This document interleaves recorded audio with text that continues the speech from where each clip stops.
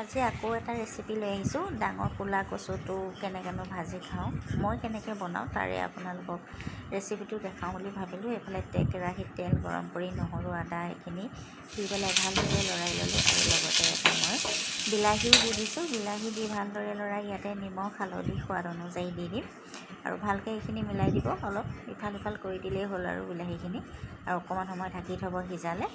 আৰু ইয়াত এইখিনি মই সিজি যাওঁতেই এইখিনি মই কচুখিনি দি দিলোঁ।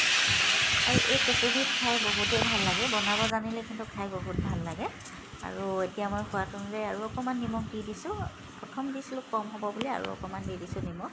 আৰু ইয়াতে মই এতিয়া জালুক অলপো দি দিছোঁ, জালুক অকণমান দিলে আৰু ভাল লাগে। আৰু এইখিনি মছলা দি দিছোঁ, এই গোটেই মছলাখিনি মই ঘৰতে বনাই ৰাখিছোঁ। আৰু এতিয়া ভালদৰে লৰাই মই অলপ সময় ঢাকি থৈ দিম। এইফালে ৰঙালাও এডোখৰো কাটি ল'লোঁ। এইখিনি চাওকচোন, ভাজিখিনি ইমান ধুনীয়াকৈ হৈ গ'ল, কচু ভাজিখিনি। আৰু এতিয়া মই ইয়াতে ৰঙালাওখিনি দি দিম। আপোনালোকে এইদৰে কচু আৰু ৰঙালাও দি বনাই কোনে কোনে খাই ভাল পায় বাৰু কমেণ্টত জনাবচোন। আৰু লগতে মই বিলাহীও দি দিছোঁ এটা। আপোনালোকে যদি বনাই খোৱা নাই এবাৰ খাই চাবচোন, খাবলৈ বহুত সোৱাদ লগা হয়। আৰু আজি মোৰ ভিডিঅ'টো ইমানেই আছিলে, চাই কেনেকুৱা পালে কমেণ্টত জনাবলৈ নাপাহৰিব।